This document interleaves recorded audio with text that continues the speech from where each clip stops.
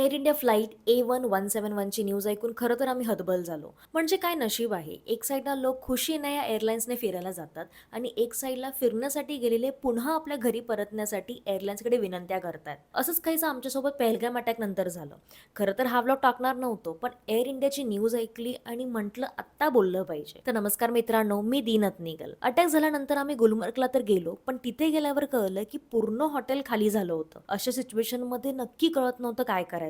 पूर्ण दिवस रूम मध्ये बसून होतो, पण अचानक बाहेरून कोणाचा तरी आवाज आला. त्या सिच्युएशनला दरवाजा उघडायची हिंमत नव्हती. नंतर कळलं एक हिंदू फॅमिली आमच्यासारखीच घाबरून गुलमर्गला येऊन थांबली होती. खरं तर आपल्यासोबत अजून सुद्धा हिंदू आहेत हे ऐकून दोन्ही फॅमिलीजला जीवात जीव आला. पण असं रूम मध्ये बसून राहणं अशक्य झालं होतं आणि दुसऱ्याच दिवशी श्रीनगर एअरपोर्टला जायचं आणि मिळेल त्या फ्लाईटने रिटर्न यायचं. पण श्रीनगरला सुद्धा कर्फ्यू चालू झाला होता. देवाचं नाव घेत कसं बसं आम्ही श्रीनगरला तर पोहोचलो.